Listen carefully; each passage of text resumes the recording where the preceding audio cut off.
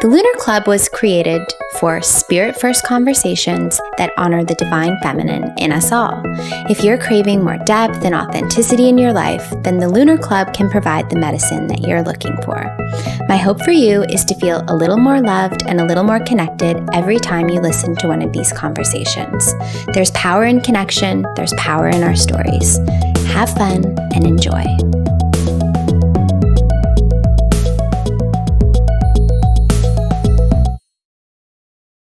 Hello, everybody. Welcome, welcome, welcome. I know some of you are still joining right now, but we will get started. And I know many of you have been with us before, have joined us at Lunar Club, but for anybody who's new tonight, just want to kind of anchor everyone in the space. So my name is Rhiannon Roseland. I'm the founder of the Lunar Club, and I'm also an entrepreneur here based out of Toronto. And the Lunar Club is a space that we created a few years ago. The women behind the Economic Club of Canada decided to create this sacred space where we could come together every month, honoring the cyclical nature of our womanhood, meeting on the nights of the full moon, or as close as we possibly can to that. And so tonight we are in this beautiful full moon and lunar eclipse that happened. And so it's a very, very powerful, powerful night. And so the way that Lunar Club works is that every single month, we don't ever reveal who the special guest speaker will be. And the reason why is because we really like to leave it up to the universe. We like to leave it up to fate. We say that if you find yourself in a session at the Lunar Club, it was because you were supposed to hear that message that came through that night. So welcome to everyone that's here tonight. It's such an honor. I'm in our physical Lunar Club space and I'm alone without you all, which makes me super sad. Obviously, it's been so hard. The digital connection just isn't the same, but I'm so honored that everyone could be here. I like to always start off by acknowledging the traditional territory in the land that I am broadcasting to you from. So this is the traditional territory of the Wendat, the Anishinaabe, Haudenosaunee, Métis, and the Mississaugas of the Credit First Nation. I acknowledge that I'm a settler on this land, and I acknowledge that our organization is really trying to do everything that we can to decolonize, to work toward reconciliation, and to learn. So I am honored to be on this land and honored to be here in this country. And with that said, we always do start off our lunar sessions with a little bit of art to anchor ourselves in the space. And so tonight I want to introduce an incredible performance by an amazing winner of our Out Loud Pride series from last year that we did with Queer Collective. This is a performance by Yarrow, and I hope you enjoy it.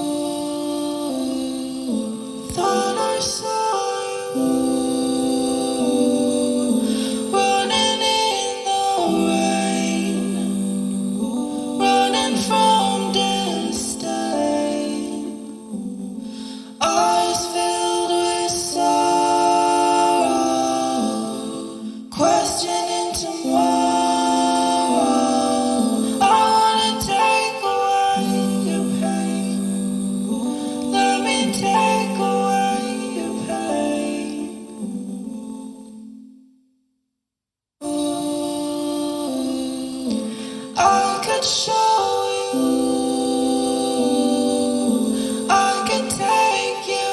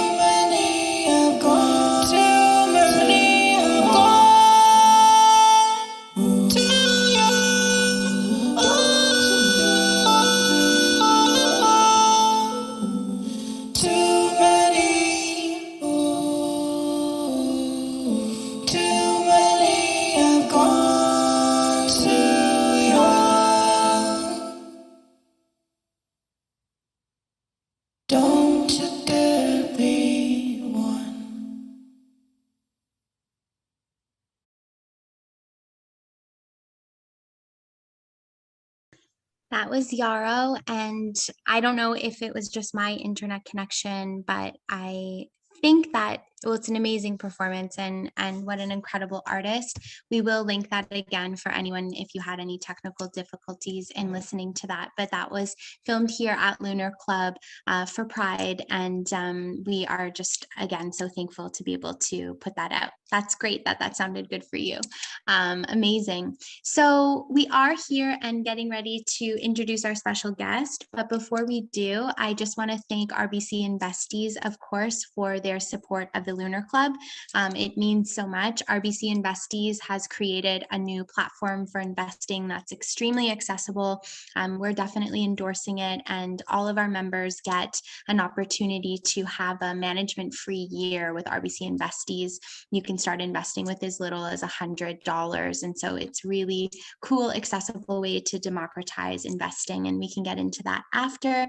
And so what I'd like to do before we introduce our special guest is just take a moment to breathe together and come into our heart space. We are going to be having a deep conversation and journey tonight, like we always do. And with that said, I do want to say that, trigger warning in advance that some of the material and some of the topics that we're going to be covering tonight are certainly deep, and they may have a different resonance or reaction with some of you here. If you do need support or help, you can always reach out to our team, and we can help you in any way that you need. And if you ever need to take space or breathe or step away for a second, please know that it's a safe space to do that. We do like to go deep in conversation at Lunar Club, and we like to talk about things that aren't traditionally spoken about, because that is the sacred container that we're trying to build, a place for us women to connect, a place for us women to grow. And so with that said, I'd like to just lead us in a small little exercise of breath. So if we can, just wherever you are in your space right now, in your world, if you can just take 3 deep cleansing breaths.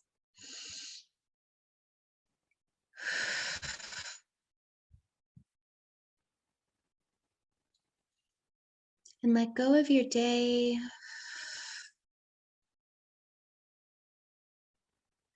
Let go of all the worries and all the to-dos that you have.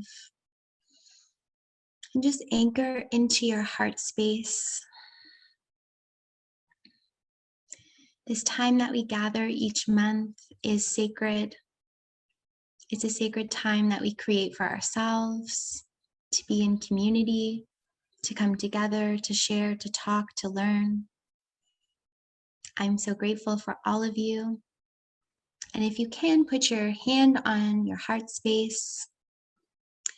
And as you breathe, think of one thing that brings you joy. Maybe it's something that brought you joy today. Maybe it's some memory from before, but something that makes your heart space fill up with sunlight.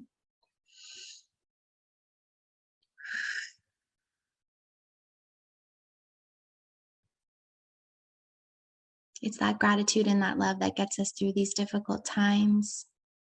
And it's that heart space that we forget to use to connect to each other. We're often thinking about connecting by our minds and rushing around. And it's just so important to come back into our heart space and remind ourselves that this too is an area that we can rely on for our truest information, for our intuition, for our guidance, that it comes from our hearts.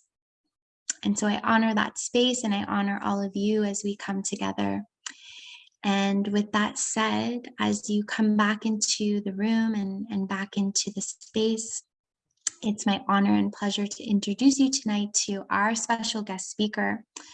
Samra Zafar is an award-winning speaker and a best-selling author.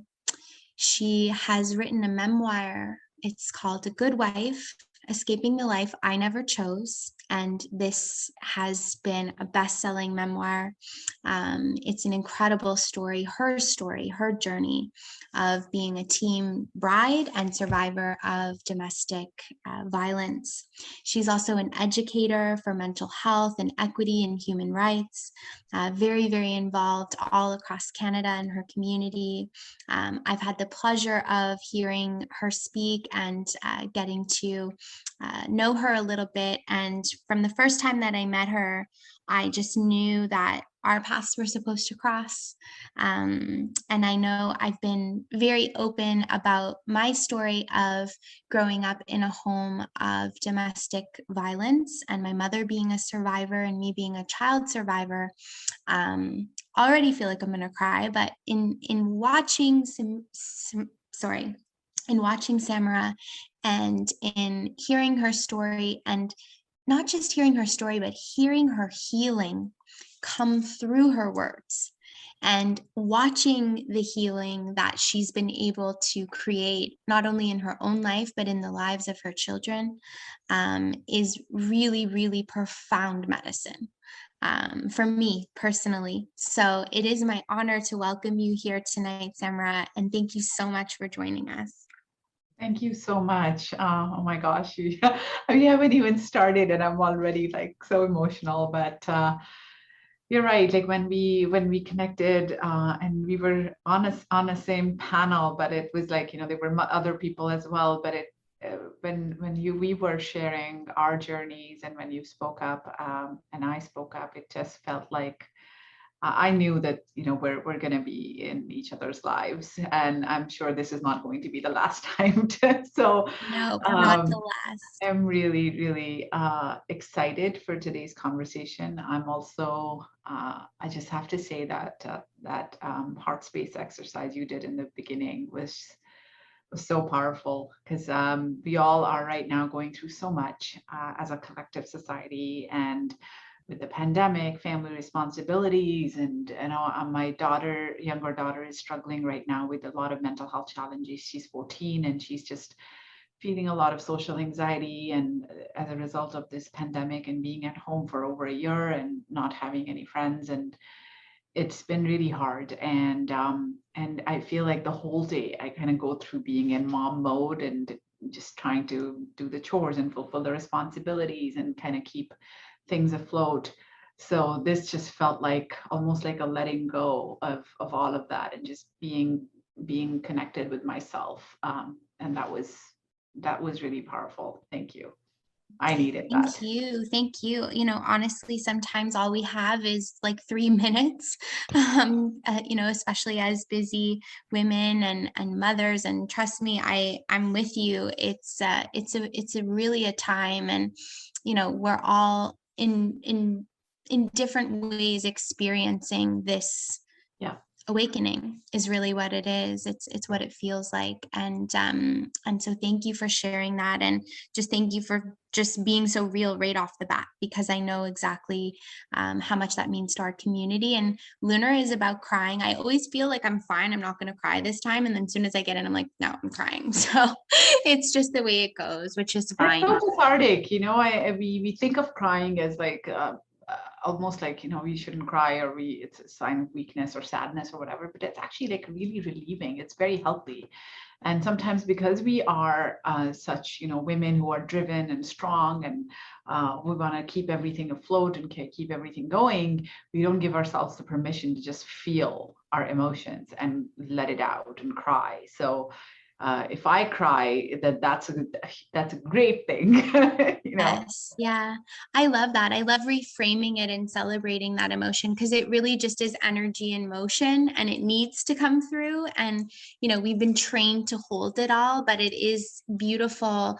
And I think it's part of our femininity and our womanhood to be able to know how to soften sometimes and let it come through. So I think that that's so true. Now, one of the reasons why I think I connect with you so much, obviously we've had different journeys, but things that obviously we've both overcome, but you're a rebel, and you just are. And I I very much honor the rebel archetype in myself. And I just know in listening to you and hearing and watching what you've been able to do, that you've got that fire, you have that spirit, and it's that spirit that and that rebel in you, I think, that has allowed you perhaps to overcome so many challenges. And so I want to kind of go back to who you were as a young woman and a young girl. And if you could just share a bit of your story and tell our audience here tonight, how this book came to be behind you, and what's the story, and who's the girl behind the woman that sits here today. Yeah. Love it. I love that. I love how you phrased it, the girl behind the woman. And I'll tell a story. I'll start off with something that kind of again comes up just so instinctively. A few years ago, I was invited to speak at a graduation ceremony at a CEGEP school in Gatineau, Quebec. And Gatineau, and CEGEP schools, by the way, are grade 13. So they're 17-year-olds. And that's exactly how old I was in this picture on my book cover right behind me. And that's a picture of me on my wedding day. So I had grown up being very, like you said, a rebellious teenager. All my friends, all my cousins were always talking about their weddings and what color bangles they're going to wear. And I would always be talking about going to Harvard or Stanford and getting a great degree and making a difference in the world. So I always grew up feeling like a misfit, like I don't know where I belong. I'm a bit of a black sheep. These are the stories that I told myself. And even though on one hand, my parents were supportive of education, but it was not really like unequivocal support. There was also a lot of talk about the fact that I was the eldest of 4 girls. I have 3 younger sisters, so they should think about my marriage, and a lot of control about how I dress, or I shouldn't go outside and play cricket with the boys anymore because I'm older now. A lot of times when, I came from a culture and a family and a community where sexual abuse and sexual molestation of young girls is extremely common. So somebody would grope me and my mom would tell me to cover up because I was growing up too fast. So I kind of grew up feeling a very, very confused childhood.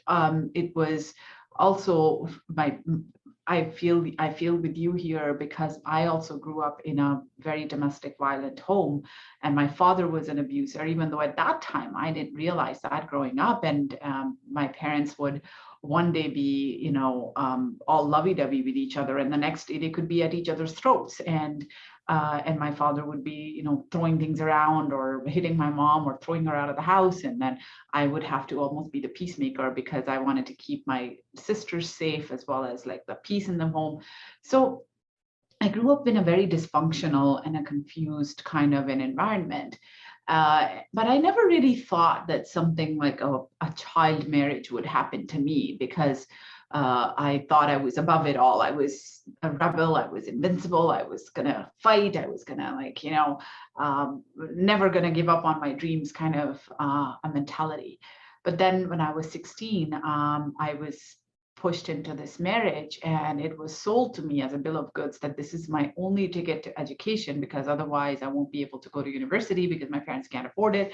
And no girl from our entire family for generations has ever been able to go abroad to school. So this was kind of like a win-win situation. And then everybody would tell me that I would be ungrateful if I said no, and I would somehow do something bad if I rebelled against it. So when everyone around you is saying that to you, your voice becomes silent, especially at such a young age when your parents, your people that you trust and look up to, everyone's telling you this is the best thing for you. You lose your own voice. And I lost my own voice. And then at the age of 17, I found myself sitting beside this man who was much older than me. And he was now my new husband. And I had never, ever met him before my wedding day.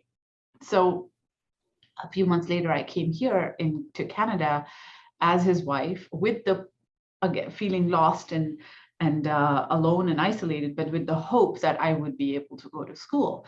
But then I became a teenage mom and my education was put to a stop. I was pretty much locked at home, never allowed to go anywhere outside, and not allowed to have any kind of independence or agency or autonomy. And I didn't even know that I was going through abuse at that time because I'd never heard the word. No one had ever talked to me about it. Everybody said, "Oh, this is how women are treated. You should be grateful. At least he's not breaking your bones or cheating on you." So, in fact, I was the abnormal bad woman that I had a problem with it. And it took me over 10 years to be able to fight my way out of that marriage and complete my education while raising my two young daughters and going to school full time and working at one point 5 minimum wage jobs on campus, part-time jobs here and there, like selling butter chicken to students or working as a TA or tutoring people or working night shifts at the student center. And that's how I made ends meet and eventually graduated. And when I graduated as the top student at University of Toronto, won a lot of awards and scholarships. And at that point, I was at a bit of a crossroads in my life. And I thought, I could take my accomplishments and my fancy new job and I'll live my life, which is perfectly okay. I've earned it and I deserve it.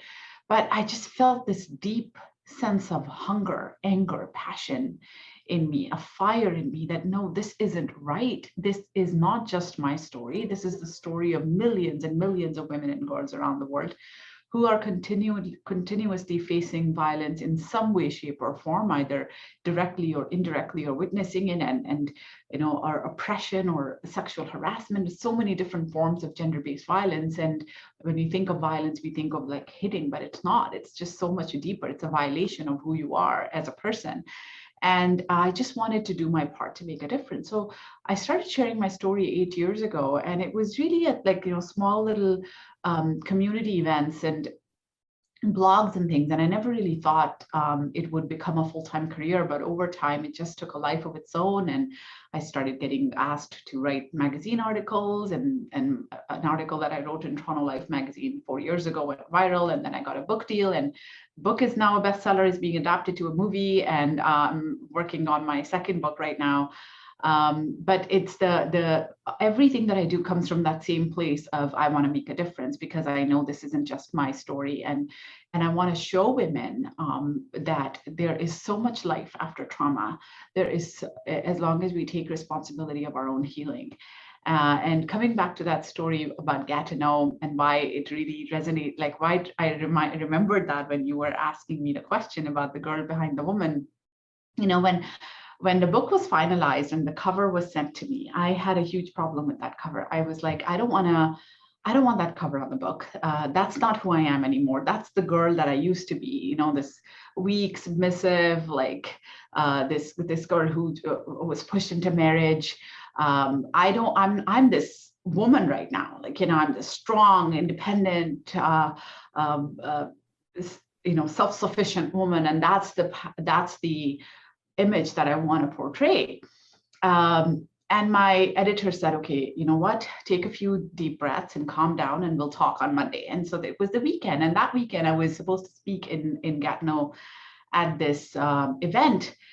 And I realized as I was sitting with my feelings in my heart space, that what I was experiencing was a level of shame.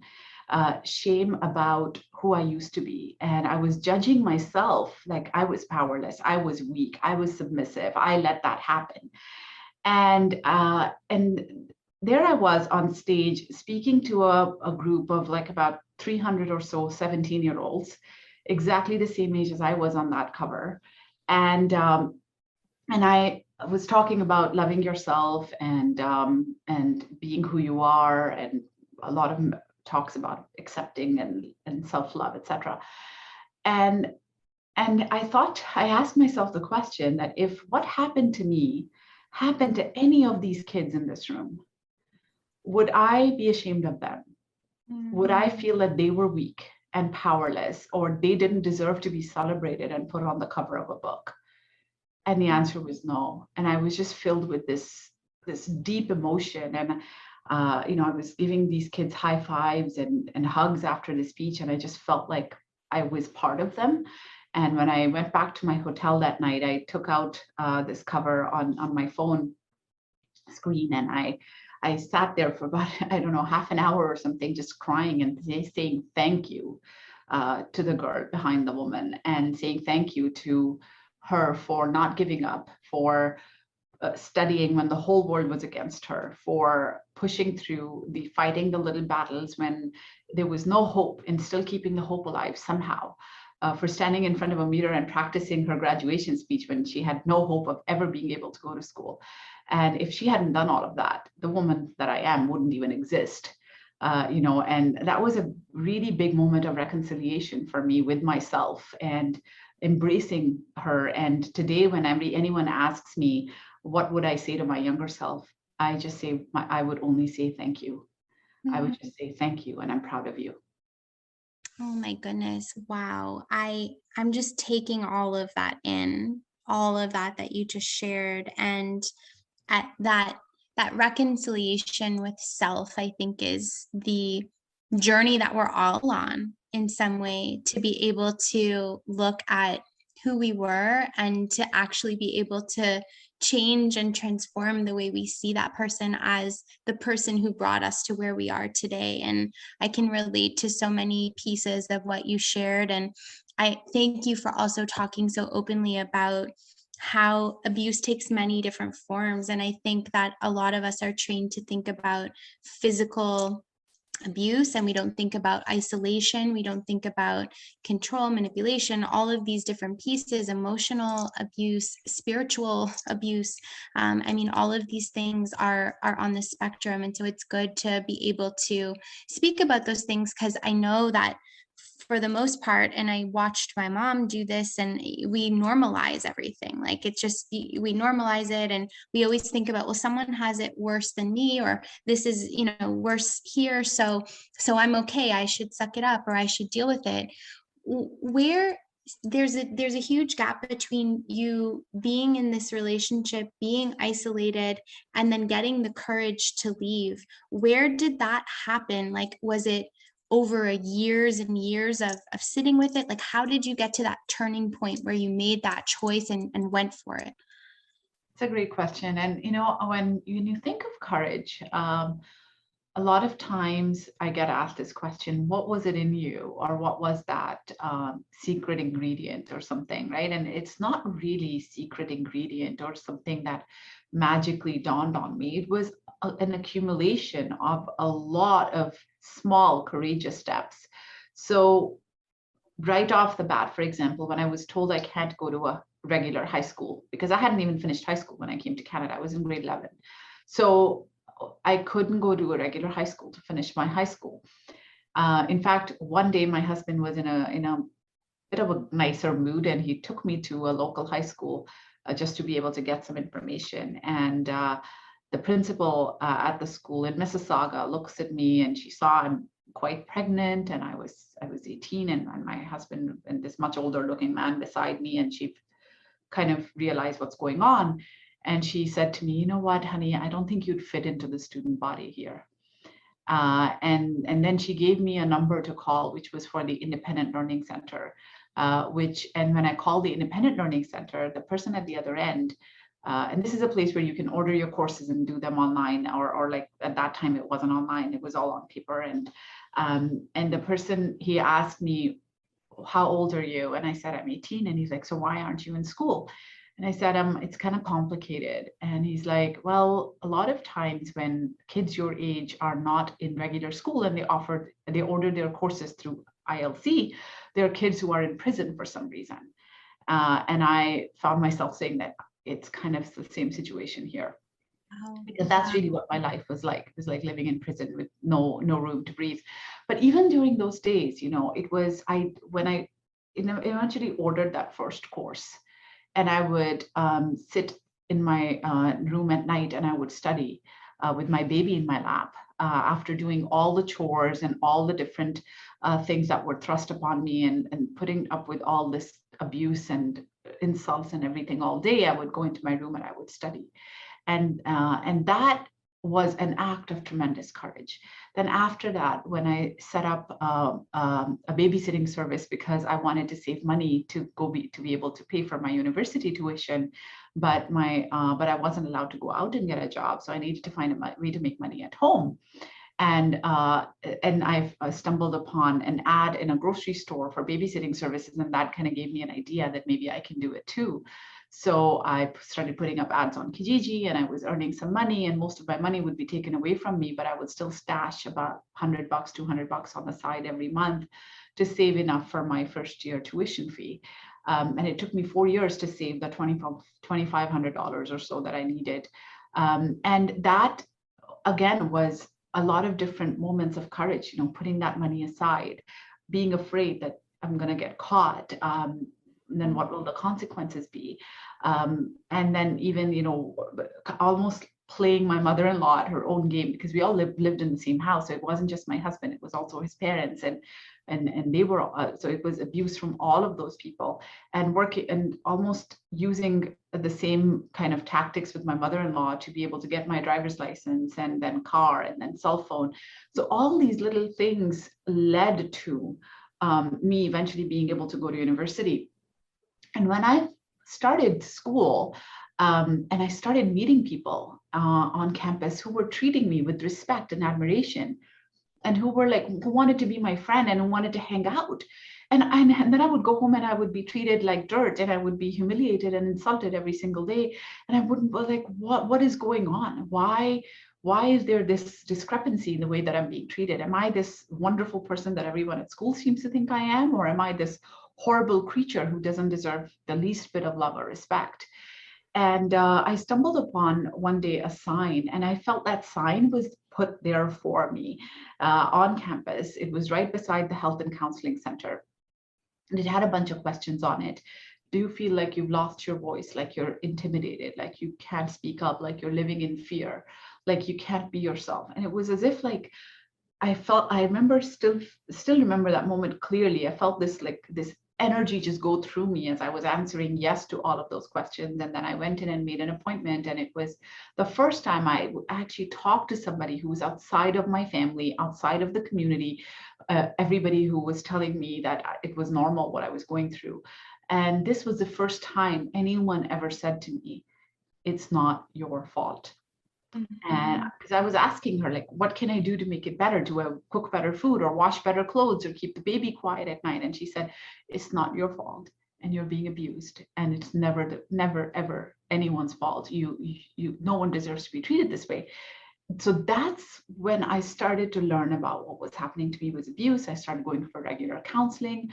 And most importantly, I started learning about my rights in this country as a woman, as a Canadian, and as a human being.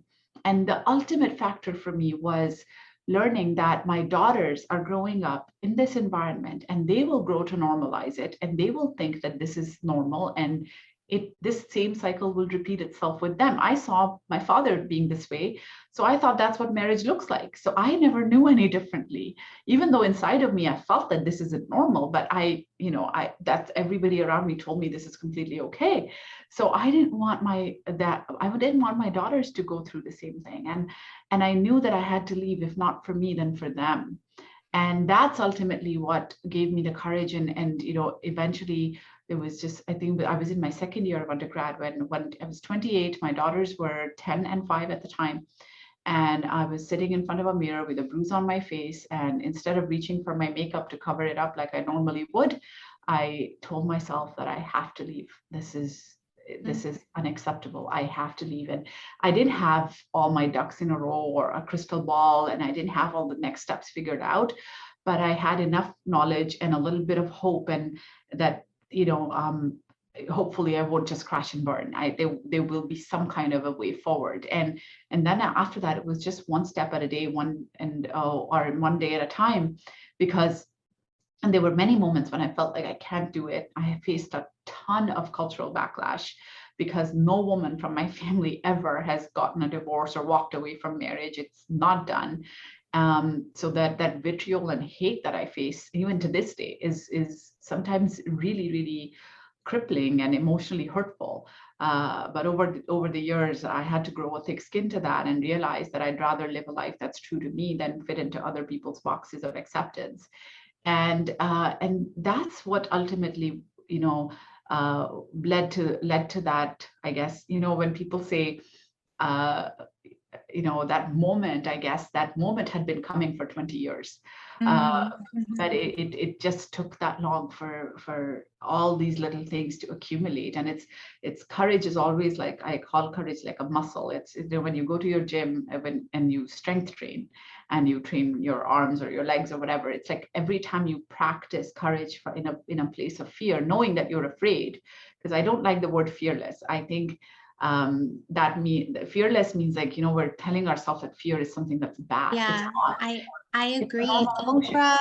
I was listening to a Super Soul Oprah session with Viola Davis, and she said courage is fear wrapped in prayers. Yeah, And I it's love like the that. fear is still there. It's just the courage to believe that we can push past it. And I love that you said that, because it's obviously there's fear. There's probably still fear in standing up and telling this story and being so vulnerable and open and honest, but it is such medicine to hear this story. And I don't know if you realize how incredibly amazing that you are, but Oh, just what you've been able to do and accomplish, and the story of how education can truly be the vehicle to change your life. I think it resonates and runs so deeply in what you're saying. And I've always said that exposure to something that's different than what we know is one of the most important sort of catalysts for change. And I reflect back on my life, and my mom was in a very violent relationship since when I was 3 years old. And then I also lived with my grandmother. So I spent my time on both sides. And on my grandmother's side, my uncle was living there who was also an alcoholic and very abusive. So I just couldn't escape it. It was in both households, and it was normalized to such an extent that I just thought, this is what it is, like, this is what life is. And it was normal for me to also be very restricted. Like, I had to eat dinner in my bedroom at 4 o'clock. I couldn't make certain noises. I became that same peacemaker that you say you became. And so I want to get into, because this is a beautiful story of overcoming so many obstacles and difficulties. But what I know is true is that the work and the journey to healing is varied, and it's not just this beautiful blockbuster story that we tell, that there's many different pieces and layers. And for me, my trauma shows up in lots of different ways, but in one of the ways it shows up is still feeling like I have to be that peacemaker, still feeling very uncomfortable when there's certain conflict or tension in the room. Like, I have a visceral physical reaction to it because of that child that had to go through that. How does it show up for you, and what are some of the ways that you continue to kind of work through and heal? Yeah, first of all, thank you for sharing that, Rihanna. And it's just so powerful. And your vulnerability is like, oh my gosh, it's healing, not just for yourself, but, like, trust me, anyone who listens to you. You know, for me, it shows up in several ways. I feel a deep sense of imposter syndrome all the time. Because I was always told, you're not good enough, you don't deserve love, you don't deserve respect. It has been, every time I have pushed through and gotten an accomplishment, or even if I get a compliment, I just kind of feel like they're going to figure out that I'm a fake, or they're going to figure out I don't really deserve this. So I have to constantly, like, work through that in my mind and remind myself that no, I am here because I deserve to be. I've worked hard for this, and I'm worthy of this. I think that has been a big journey for me. Another way has been through I learned very early on through my childhood, even the way that my mother parented was all about guilt and fear and shame. And it was almost this lesson that I was taught, that love is something that you have to strive for and you have to earn, rather than love is something that is your right and you deserve it. Like the way I love my children unconditionally, I never got that kind of love from my parents, and certainly not in my marriage. So I found myself even after my marriage ended, in a number of relationships where I was trying to change and morph myself into who the other person wanted me to be. So that pattern took some conscious healing and breaking out of. Like I went into, I think it was like my second relationship after my marriage ended. So there was one that ended, and then the second one, and I kind of realized, I was like, here I am, I was already speaking, and I was already like, I had signed a book deal and stuff, and I still found myself in a manipulative and toxic kind of relationship. And I was like, why am I doing this to myself? Like, why am I short selling myself so much in my personal life? And I would never have problems standing up for myself in my career or my academics, but in my personal life, I just always had that issue. And then I realized that I needed to do some deeper healing, and that's why I sought out a therapist, and I worked with that therapist for about 2 years to really uncover my own core beliefs that came from my childhood, that love is something that you need to strive for and you need to earn, and by changing yourself or like being different, instead of just, love is something you deserve because of who you are. So that took a while. And I think lately for me, this recently, it has shown up in a different way. During the pandemic, everything just shut down and we are now isolated. And I have been having, especially the first few months of the pandemic last year, I was having so much anxiety and just feeling like weird in my own home, like flashbacks from my marriage. And I was like, what is going on? Like, why am I remembering things from 20 years ago all of a sudden, right? Like one time I was doing my hair, and I remembered this time when my husband was really upset that some of my hair had escaped from my hijab, which he used to force me to wear, and he hit me, and that sort of, instantly was such a visceral memory, as if it's happening now.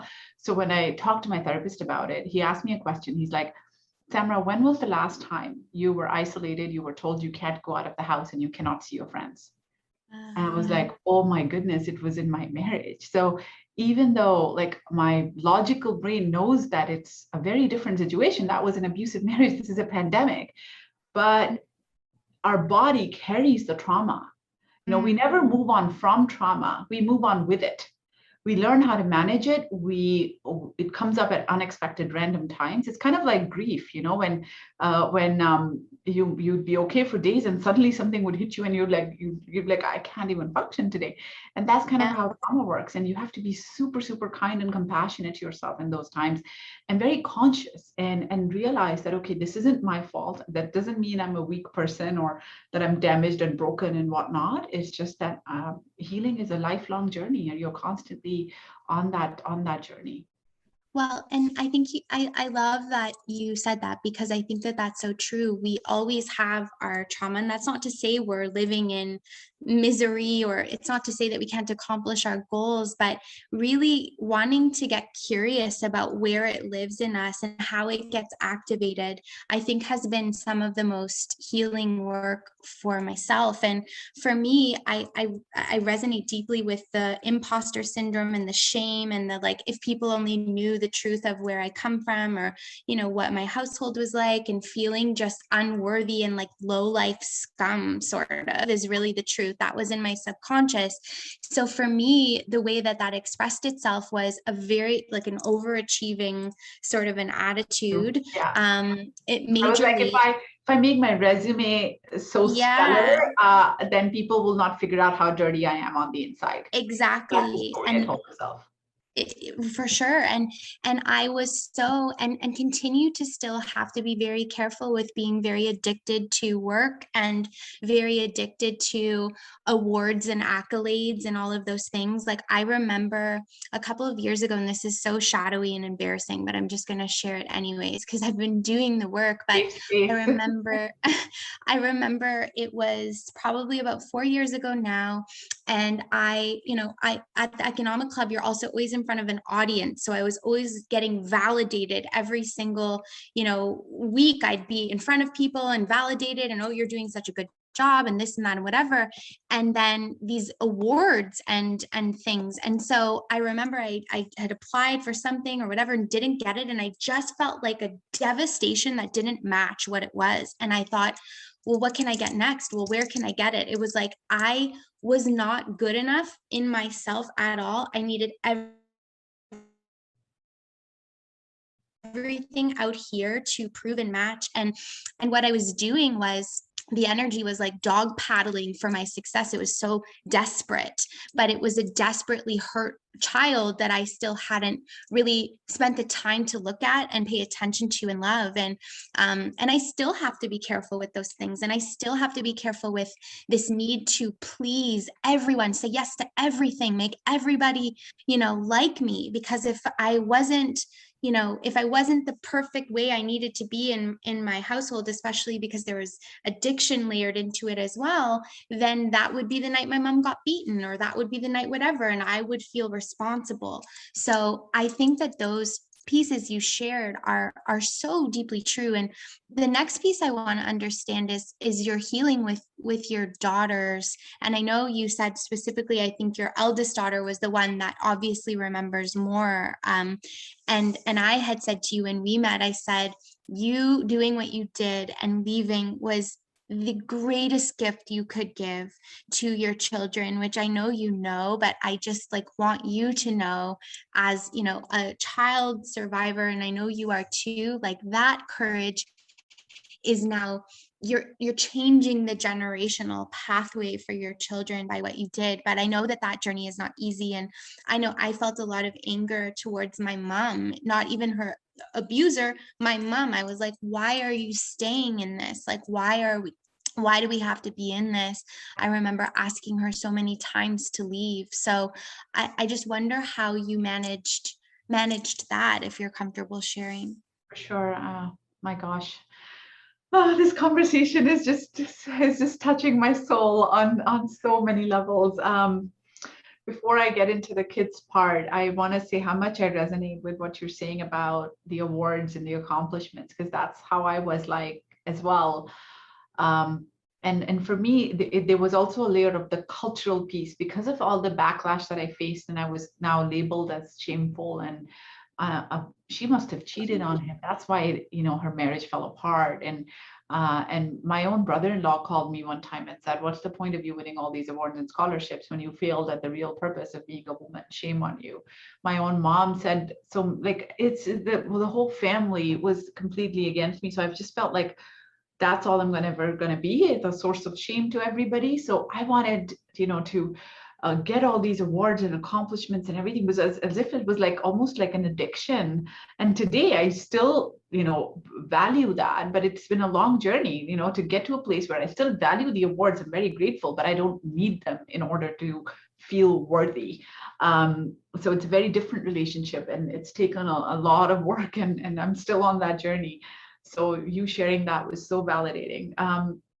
In terms of my kids, my older daughter saw a lot of the abuse, and she was that child who would always, even at the age of 7 or 8, why don't you just leave? What is wrong with you? And she would have these anger tantrums and issues. And I thought, she's a problem kid almost. But what I realized after a while, and certainly while going through counseling, I realized that the impact of generational trauma and how children who are exposed to family violence, even though, and I thought, he's not hitting the kids, so they're not being abused, but actually even exposure to domestic abuse is child abuse. So when I left and after that, it has been very, in the beginning, it was like, okay, great, we're out, but that's not how it works. And when I left, my older daughter was about 10. And then when she was like 14, 15, she started showing signs of distress and self-harm, and a lot of like just self-loathing.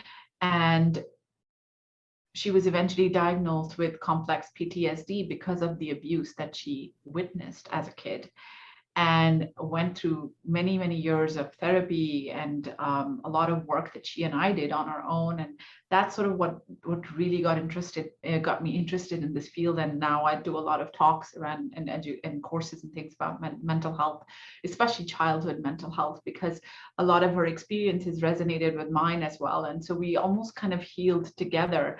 And now my younger one is going through something similar. So even though she didn't really grow up witnessing the abuse, because she was quite young, and she has some memories, but not as much as my older one. But for her, it was a different path, because she actually used to see her father when because my older one refused to see him, but my younger one used to see her father even after the divorce happened, and she had good memories with him. But at the same time, as she was growing up, she realized that he was how misogynistic and racist and homophobic and all those other things he was. So she had like, oh, but he's my dad and I have these good memories, but at the same time, I don't like him as a person and I don't agree with his views. And it was a very confused kind of a way of relationship, where she felt that she had to almost be somebody else in order to please him. And she's a bit of a people pleaser. So she pretended to be someone she's not when she was with him. And then when she was home, she was herself. And that sort of led to this duality of suppressing her own emotions and feelings and thoughts and ideas. And now, she's going through some struggles, and the pandemic certainly doesn't help. But what I'm trying to say is that healing is a lifelong journey, and it's something that we're still on as a family. And so when I always say, like, even though what happened to you was not your fault, but healing from it is your responsibility. And the fact that we as a family continue to just push forth, the good thing is that we are each other's biggest strength. We are very, very close. We talk to each other about all our feelings. Like, if you're having a bad day, we'll talk about it. If I'm having a bad day, I'll talk about it. If they're having a bad day, or a bad moment or something, my younger one calls it poopy thoughts. And she's like, Mom, I'm having poopy thoughts. Can we just sit and cuddle? And then we just cuddle and then we just talk or do something else. But it's really being in that moment and validating each other and validating ourselves, that it's okay to feel this way. It's okay to not be okay. It doesn't make us weak. It makes us human. And it's important to validate ourselves and love ourselves and be kind to ourselves through those times. And I think the way I parent is, I don't need to be perfect. I just need to be human with my children. And that way I'm telling them that they have the permission and the right to be human as well. So we are really, we are each other's rocks, and we're really holding ourselves and each other through this journey of healing and self-love. And I have no doubt that my younger one will push through this just like my older one did, and come out stronger and more resilient. It's definitely a painful process, especially as a mother, watching your child go through these difficult times. And there are moments of helplessness that I feel. There are moments of just like even guilt, like, why didn't I leave sooner? Why did I stay so long? Why didn't I know this before? Why didn't I protect them? What can I do? And then in those moments, I have to be forgiving to myself that I did the best I could. And when I knew better, I did better. So I have that quote by Maya Angelou on my wall, that do your best, and then when you know better, do better. So I have to remind myself of that as well, and be kind to myself, because as moms, we get into that sort of mode of like, oh shit, why didn't I do? Yeah. What have I done? I know it's it's interesting. I feel like it's an ingrained part of motherhood, is this sense of guilt of like, I'm responsible to create this perfectly balanced, healthy child. And the truth is that we're all on our journey. We all are on the planet, I believe, to learn and to grow and evolve. And without that friction, we don't evolve, we don't push past. So, you know, for me in my younger years, I suffered from very bad anxiety and addiction and depression and all of these things, but I managed to also come out of that. And those things that ailed me, you know, mentally and otherwise, became my greatest gifts. They taught me my deepest lessons. They allowed me to mold into the person that I am. And so it's like sometimes the hardest things that we go through, although we don't wish them on anybody, are the gifts somehow that bring us to this space. I'm mindful that we're going to transition our conversation in a minute, but I did want to create some space for anyone who has anything to share, or a comment or a question. I'm just opening it up to folks. You can either come into the chat if you want, or definitely turn your camera on and just share or ask. So I don't have a full view of the screen because because I was pinned. I think I might have just unpinned myself. But if anybody has anything, if you want to just raise your hand or turn your camera on. Okay, we do have a question. So Samra, if you want to turn your camera on and you can ask your question or give your share. Oh, hi, Samra. I read your courageous story some time ago in Toronto Life, all 10 pages of it, and I was glued and I didn't move. It was just so emotional, right? Because it, as you said, this is like thousands of women that go through this, millions probably, around the world. And one of the things that I felt like that was highlighted in the text was the fact that his mom was almost pushing him to do these horrible things. And to me, like, we see women doing this, but I just want to understand like what drives that, right? Because yes, it's so easy to blame the men, but if there's like a woman who's constantly driving him to misbehave towards like his significant other, what is the process? Like, what is this? Like, how do you unpack all of that? Yeah, thank you, Samara, and thank you for your kind words. And that's such a great question, because, and that, you know, when it comes from another woman, it feels like a much deeper betrayal. Like I feel like I carry the scars a lot more from what my mom and my mother-in-law did to me rather than my ex-husband. Even though that doesn't mean I'm absolving him from accountability. And you know, it's like he's an adult grown man, and he had a choice, right? But it's also the validation that he got from his mother all the time, the kind of environment that she created for him, etc. And honestly, I've thought about it a lot over the years, and what I've realized is that the reason that I'm here, or you know, we're here in this space, is because we have been very conscious of how our trauma has been affecting our lives, and we are consciously healing and breaking away from it, right? But a lot of the women are basically raised to believe inherently that they are unequal, unworthy, undeserving, that they are, less than men. And that is their reality, right? And they have spent their entire lives believing in that. And they have spent their entire lives in servitude of men, believing that they're not capable enough or good enough or worthy enough or all of that stuff, right? So here, when they are faced with a woman who is breaking away from all of that, and even though at that time I was, you know, being controlled and abused, I was still very much a rebellious spirit, and they saw that. You know, I was the one who was still pushing and ordering my courses and going to university and, you know, running a daycare and just doing whatever I could to get little bits of independence, right? So they saw that independent spirit, and a lot of times my ex-husband used to say, why can't you be a normal woman? What is wrong with you? So when you know, a woman like that who's grown up believing in that and has succumbed to it and internalized it, is now faced with a woman like me, if she actually acknowledges that, what I am saying is true, it means her entire life has been based on a lie.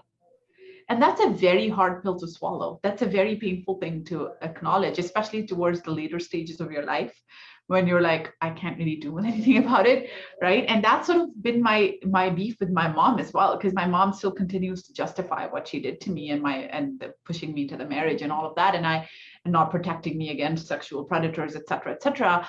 And I say to her, like, I'm not going to be able to have any kind of meaningful relationship with you if you continue to justify and deny or somehow validate all of this, because it's not okay.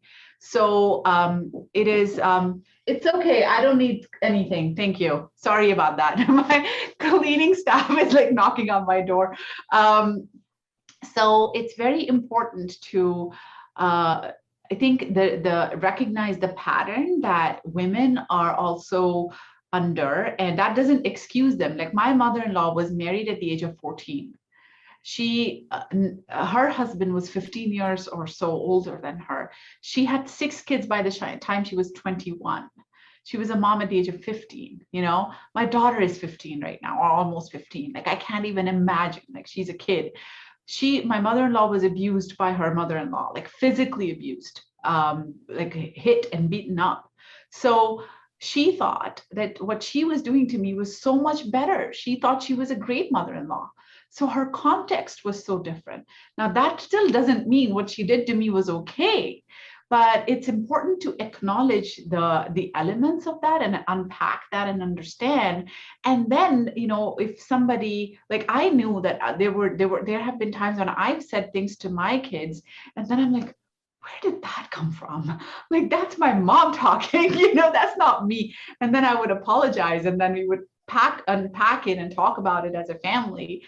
But that requires a layer of consciousness. I think a lot of people prefer to bury their heads in the sand and believe that they're right, instead of acknowledge that what they've been believing is wrong, because then it requires them to change, and change is uncomfortable. Change is sometimes painful, and it's the pain of living with their false beliefs is almost more bearable for them than the pain of actually changing and doing something. So they just choose to stay in that echo chamber, I would say. And sadly, that's why a lot of women become flag bearers of patriarchy. Yes, it's so true. And again, I think this is why, we continue to create sacred space where we can speak openly about these things. That is part of building that consciousness, is being able to see where these pieces show up still in us. Like, we can't be exposed to it and then not actually, have it run through our veins. So it really takes that conscious disconnection and reprogramming in order to not pass it forward and hurt people. That's what happens. So if someone's hurting you, then chances are they've been hurt, and that's the truth. And that's how we have to break that cycle. So I see that Asil is here with us. And just to anchor everyone into what we're about to do, we're about to invite Asil in to take over for the rest of the session. And one of the things that we offer through the Lunar Club is what we call economic healing. So of course, for us, we're rooted in building this conscious economy, and the Lunar Club is a part of that greater vision. And with that, when we understand our unique stories and the unique things that we face personally, those things also show up collectively. They show up in the way that we, relate to the economy, to work, to all of these things. They may seem like they're not interrelated, but they're actually deeply interrelated. So I'm going to pass it over to my sidekick here, Asil, our in-house financial therapist, and she's going to run a little session with you, Samra, based on your story and everything else, so that we can continue to open up that taboo topic of women and money and our relationship to it. And I mean, I have so much healing to do still, and I'm still healing, but I want to, and I want to, and I'm doing it. So The fact that you want to is already 80% of the battle. 100%. And not too long ago, I didn't want to. I didn't even want to look at it. I just was like, blah, like, just continue going. So passing it over to Asil, and we'll turn it a little over to the money and the economic healing side of this. Yeah.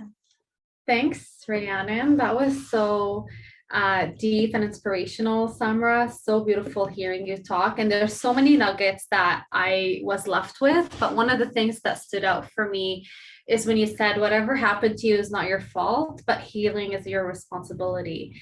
And that was a very beautifully articulated message. And that's really what this is all about. It's putting our stories and issues on the surface so we can understand them and eventually heal, because it's a lifelong journey. So on that note, let me start by asking you more like a generic question. How would you describe the different stages of your evolution with the relationship you have with money? So where were you at and where are you at today? I will, so I'm always a storyteller, and I will start off at the beginning of it, I guess. When I grew up, my father was always in debt. The 90% of the fights that my parents had, and as a result, my father would become very violent, would always be about money. Mm-hmm. And because I was the eldest, he would also like make me privy to a lot of information that a child really shouldn't be at that age. You know, he would almost like, my parents had this weird sort of mom's camp, dad's camp kind of thing going on. So the four of us were divided, and two of us were in dad's camp and two were in mom's camp. So like they used to just, you know, almost like say bad things about each other to us. So my father would sort of like make me think that my mom is spending all this money, whereas in fact he was, and he was just very, very financially irresponsible. So I kind of grew up in this scarcity mindset that money will always run out, right? And then I went into my marriage, and my ex-husband was a very, very similar kind of a person to my father. So again, always in debt, credit cards always maxed out. And towards the later end of the marriage, he even forced me to sign for a consumer proposal because he took a lot of debts out on my name and didn't make the payments. And he's like, why do you need good credit? Like, you don't need good credit. Like, I have good credit. So, you know, as if like as a woman, my economic and financial health didn't matter. So when I left my marriage, I was living in poverty. My credit score, like my credit was completely ruined. And I was on the verge of homelessness. And I was very much like just trying to find whatever I could, any kind of menial jobs to make ends meet for my children. And I had to go through court and fight him for child support, spousal support, all those kinds of things too. So I had a very sort of, and even during the marriage, like I never had a penny on me until I started earning through the daycare. Like before that, for 5 or 6 years, I never had any money. In fact, there's a heartbreaking scene in my book where I wanted to buy a donut for my daughter at a Tim Hortons, and I didn't even have a toonie to pay for it.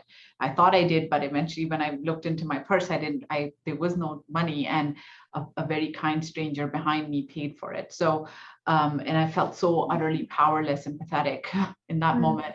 So I think what I'm trying to get at is like, I've always had this scarcity mindset that money is not something that's going to come to me. I have to really, really work hard for it and strive for it, and always worried about it running out. So even though, you know, even when I had a great career and I was making money and I was, you know, stable financially, so to speak, I was still like, still operating in survival mode. And to some extent, I'm still am, even though now, you know, I've got a healthy savings. I'm no longer in my banking career, but, you know, I'm a public speaker, I'm a best-selling author, and I'm going back to school in September, and, you know, I'm doing things that I love to do, but I'm still like, I have to catch myself every single day that I'm not in survival. I don't need to worry about putting food on the table for my children. I'm not going to be homeless. I'm not going to be kicked out. You know, those are the things that I battle with, the demons that still live in my head. Yeah. There's a really interesting book called The Psychology of Scarcity, Samra, and it reminds me a lot of what you're talking about because it helps you understand and gain context to why we are in that survival mode, even years and years past the original trauma. And that's because trauma lingers much longer than we anticipate. Yeah. And you started your story by alluding to how your father would become more violent because of money issues. So there's an association in your mind about money equals violence and a lack of safety around money. Yeah. I never thought of it that way. Wow. You're amazing. I can see why you do what you do. Yeah. Of course, it's very interesting how these stories shape the meanings and the projections we create. At the end of the day, we are meaning making machines. That's what humans are. So we associate meanings to everything. And if there's a subliminal meaning that you associate it to the dangers that money have, on some level, you almost don't want to have it. Yeah. Or you're always thinking about not having it. Yeah, and therefore reinforcing a reality that creates that. Yeah. Yeah.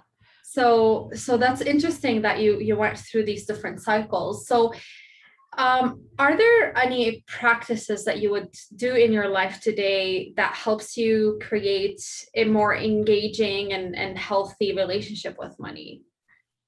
One thing for me, like I save a lot, and I think as I've sort of seen my savings grow, it's given me a sense of comfort that I'm okay and I'll be okay. I meditate. I have done some healing work with my therapist. Certainly, maybe not so much focused around money, but just healing in other parts of my life has helped me become a little bit more confident. And I think, so I'll share in this group. I haven't shared this yet publicly, but this is a completely safe space. I just got into medical school. So I'm actually starting med school in August. Wow. And it has been a dream for a long time. In fact, when I grew up, I wanted to be a doctor. Wow. And then, I went through an economics degree because that was the quickest degree that could land me a job. And then the past few years, as I've done so much of this speaking work and become so conscious about my own healing and also supported my children through their mental health journeys, I became more and more interested in mental health, especially as it relates to childhood trauma and gender-based violence and especially women's mental health. And there has been some work done in this field, and it's a very growing field. And I thought, I would love to be in a career where I could take all the insights that I've learned through my journey, as well as through so many other women that I've spoken to, and combine that with medical knowledge and expertise and research, et cetera, to be able to use my voice as a platform for education and helping others as well, not just my patients, but also women all over the world. And so I decided to, but again, there was that whole imposter syndrome kicking in that, no, I'm too old. What am I thinking? I'm in my 30s. And by the time I'm a doctor, I'll be like 45 and blah, blah, blah. I'm like, no, I got to get out of my own way and I have to do it. So I applied last year and I just 2 weeks ago got my offer from McMaster. And I'm starting. Congratulations. That is so cool. And I was, interesting. To your point, I was telling one of my mentors today that this is the first time in my life that I'm actually not worried about money, because being a med school student gives you a lot of access to, very, I guess, healthy line of credit with like low interest rate and stuff. And plus I have a lot of savings that I've accumulated over the last several years. So I'm at a place, and plus it kind of gives that, it also gives me a bit of a less ambiguous road that, as a physician, I'll be okay money wise. But that has kind of given, I think changing the reality around me that I live in, because the reality that I lived in was so dysfunctional that my relationship with money was dysfunctional. And I think as I've changed the reality that I live in and the world around me to be more healthy and in tune with myself, that has also helped me solidify or develop a healthier relationship with money as well. I would even argue that you had to change your belief system before your reality reflected that change. And it's very interesting because the reason I say that, because sometimes we expect external things to start changing for us so that we can internally change how we view or think or feel about certain things, when in reality, it's the opposite. So there's something in you that had to shift first for Yeah. that reality to be shifting with these belief systems along the way. I think being aware, Yeah. aware that this is what is happening Yeah. was very enlightening, because until you're aware, until you recognize it, I think it's really easy for you to be just doing the same things and going through the same motions without actually knowing why you're doing this. Yes. Like I would like, why am I still feeling like I live in poverty when I'm not, you know? But Absolutely. I think when I recognized it, okay, this is where it's coming from. It's the trauma of what I went through. It's the childhood. And right now, you give me another aha moment when you told me about how for me money equaled violence. Because even with my ex-husband, a lot of the fights that started out were from a money perspective, right? So yeah, money has always resulted in violence and conflict in my life. It's almost as if like I was afraid of money conversations because it would lead to conflict and violence. And so that's another piece of awareness that you've given me today. So thank you for that gift. And that's also, okay, wow, that's what it is. So I think the more conscious and aware you become, it kind of, you acknowledge it and you realize where it's coming from, and it helps you deal with it more comfortably. Absolutely. And this is why having money as the taboo it is such a shame, because all we need to do is create space where we can start talking about it. Like there's not much that I did rather than just open the space for you to explore this area in your life. And what's happening is often this area is just shoved in a drawer. You can't talk about it. You can't even think about it between you and yourself. So how can you come to these realizations? Because it's not necessarily money, but what money represents that creates all these dilemmas in our lives. And it's very interesting now to kind of start working on reframing money equals violence story to money equals security, money equals stability, and money equals to whatever it is you want it to equal. So now you have the power in your hands to rewrite the future relationship you have with money and start creating even better realities that transform into what these belief systems are. And that's the exciting part. It is a lifelong journey, and we have to make peace with that on some level. That's beautiful. Like, wow, you're amazing. Seal, like you've really just given me a big aha moment and just some food for thought. And I'm definitely going to look into that book you mentioned, because I'm always looking, like I realize that, you know, a lot of people who don't have the traumatic relationship with money that I have are able to really take little bumps in the road or little dips and things in stride. Whereas for me, as if, as soon as there's any little instability that happens with money, like I go into panic mode.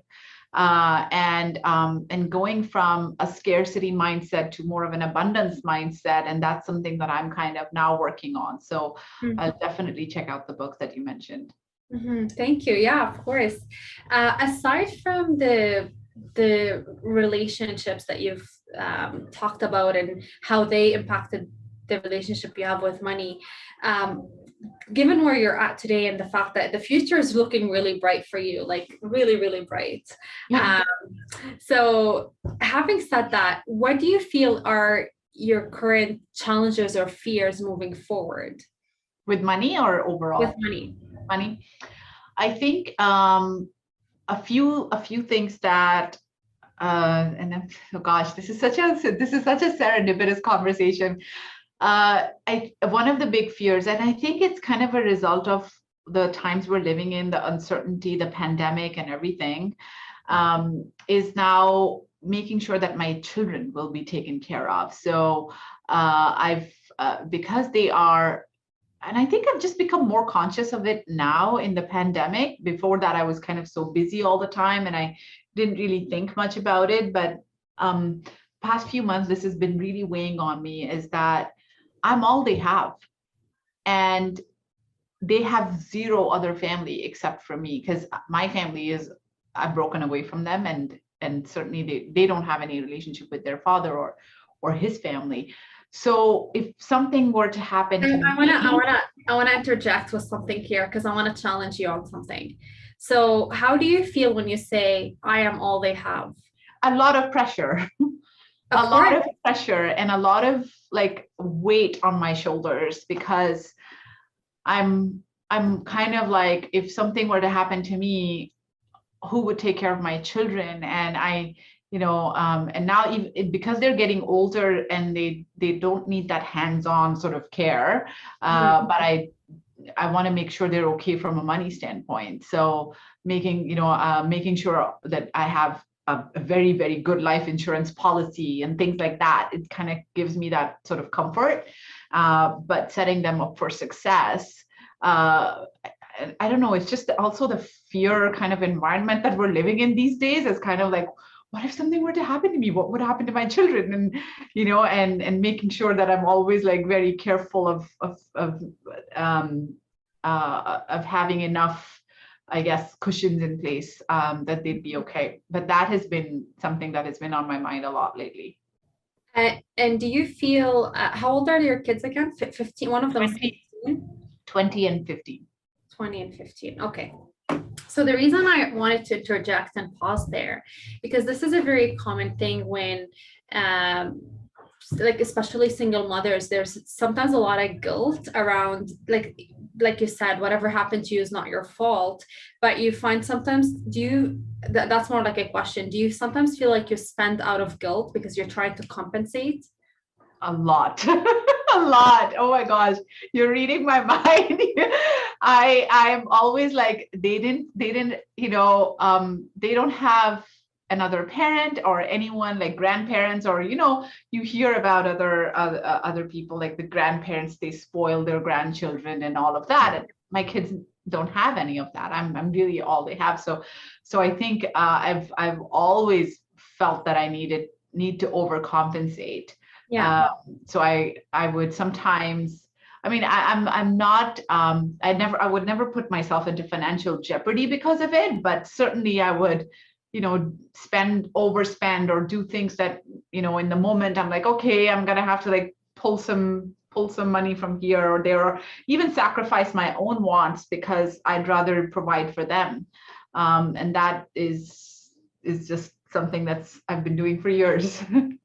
It's a very common thing, Samra, especially more common in single mothers over different partnerships. But the one thing I wanted to highlight, our emotions are our guidance system. So when we say certain statements, reflecting on how these statements make us feel helps us understand, is this statement serving me? Or is there something about what I just said that I can shift in a way that makes me feel better?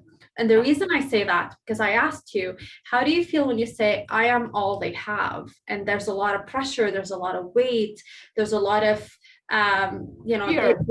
fear. Of course, there's fear. But my challenge for you is that true, that statement?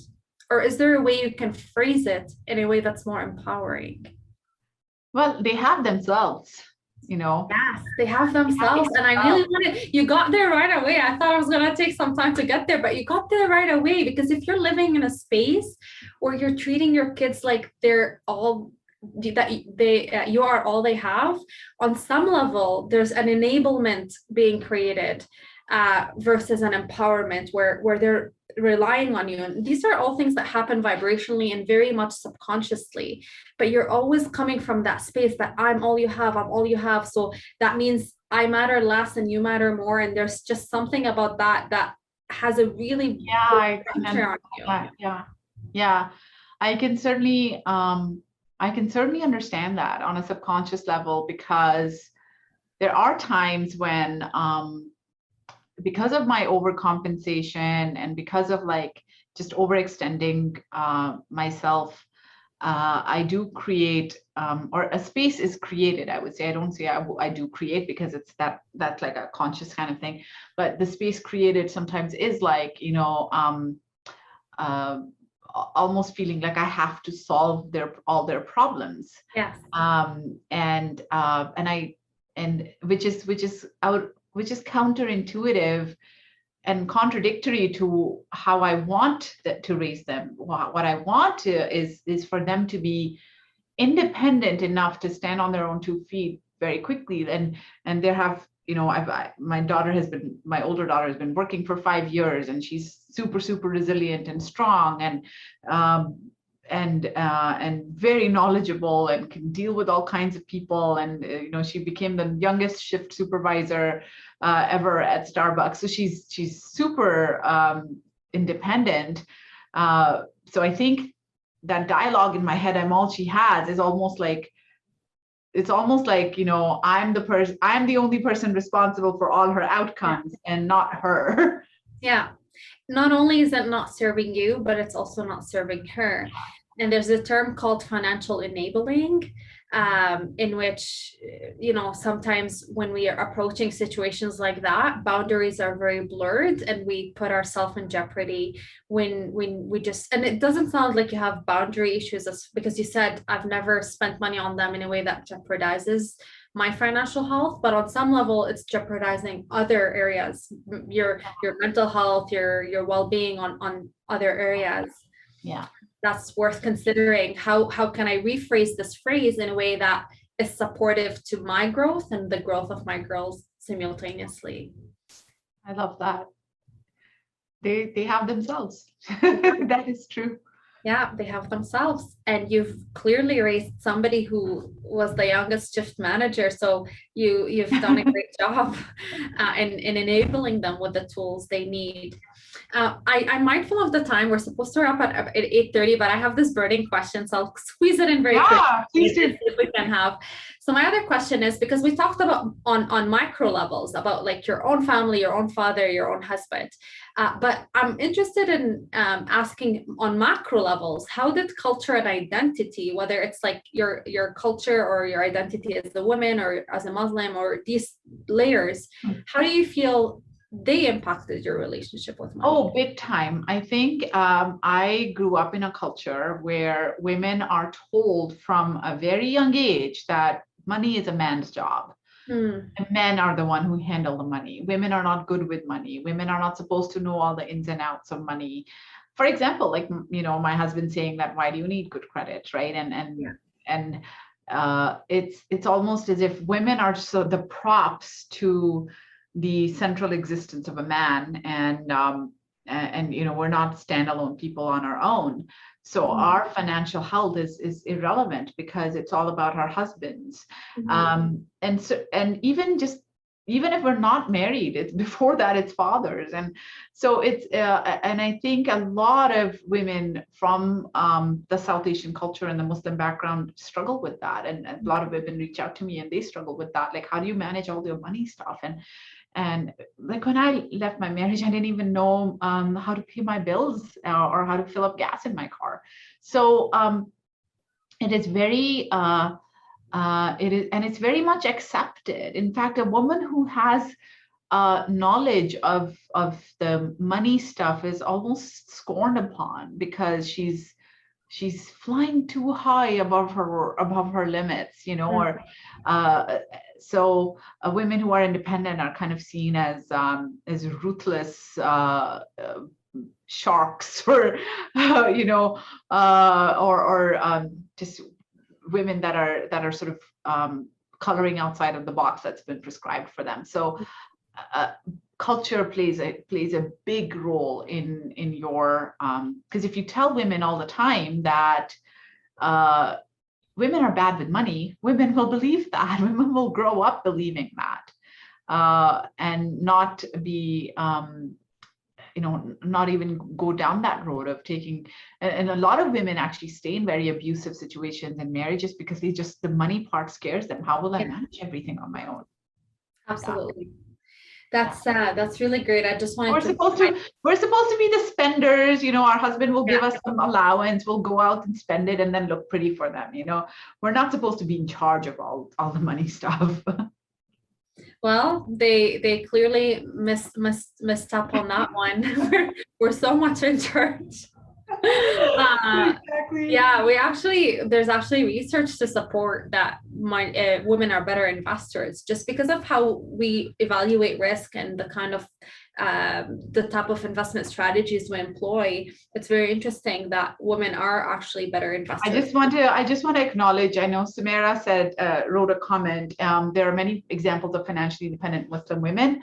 So I may have to disagree there. And I totally agree with you, Samira. There are many examples. So I'm not talking about Islam per se or any religion per se, because I think the spirit of the religion definitely promotes women who are independent and who are self-sufficient. And there are many, many examples of that.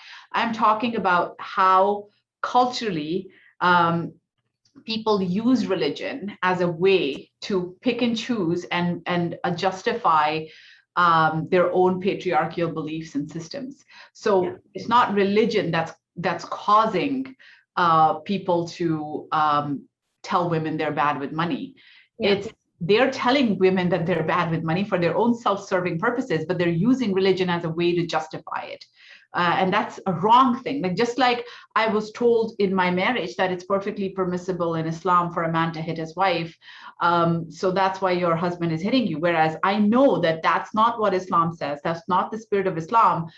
And what he was doing to me had nothing to do with Islam, but he definitely used the religion. And I have seen that in many, many religions. Like, I have spoken to women from in synagogues, in mosques, in churches, and they tell me similar stories. Like, if I break my marriage, I'll earn the wrath of God, or my church will never abandon me, or my group will not talk to me, or I'll be rejected by my religious or faith community. So even in those religions, it's not like religion is causing the abuse. Abuse is already there. If there was one particular religion that was causing abuse, then it would only exist in that religion, right? So it's every religion abuse, whether it's financial abuse or any other form of abuse, sadly is a worldwide thing, and women from all walks of life are affected. But religion and culture and all these pieces are used as a way of justification, and wrongly so. But sadly, that's the reality. So that's what I meant there. Not at all saying that that Islam is the thing. Islam is the religion that promotes it. Yeah, absolutely. Great point. And thanks for clarifying. The only thing I'll add to that is it's also your own experience within. So like, there's so many, like, culture is such a broad contrast, but how it impacts you is unique to your experience. So my question was also about how did this culture impact you, which could be very different from another Muslim woman. Absolutely. So thank you so much. Like, we can talk all night, clearly, but I do want to be mindful of the time. We're 6 minutes over time here, so I want to make some space if there's any like burning questions on anyone's mind. Rhiannon, welcome back. Yes, no, I'm definitely mindful of the time, and I appreciate everyone for staying. Samra, this has been just such an important conversation, and Absolutely. We're so grateful for your openness, your honesty. We have put the chat, or in the chat, your website and your book, and of course we'll be sending out a note to everyone, and we'll include those links as well. You're more than welcome to join our economic healing sessions. We will do, though, the next one will be on the new moon in June, so we'll be seeing you all there. And I just want us all to honor this beautiful sacred conversation and space. We are so rooting for you. Medical school, can't get over it. Like, I'm just floored by you. You're so incredibly inspiring, and you just uplift so many with what you do. Oh, thank you. Keep shining bright, sister. We love you, and thank you for you being guys here at too. Lunar Club. Yes, and I know we're going to be doing much more together. I'm calling it in, and we're just so honored that you could share the sacred space. And thank you to our sweet sister Asil.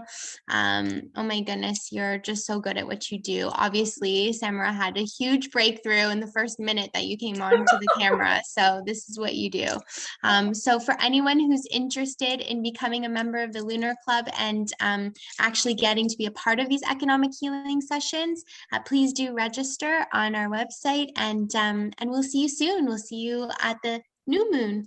And thank you so much. Have a Thank good you, night. everyone. Thank you for having me. I Bye. just want to quickly say that if any one of you wants to reach out privately because there was something that you didn't want to share or feel comfortable sharing or asking, in a group setting, please reach out. I'm very approachable.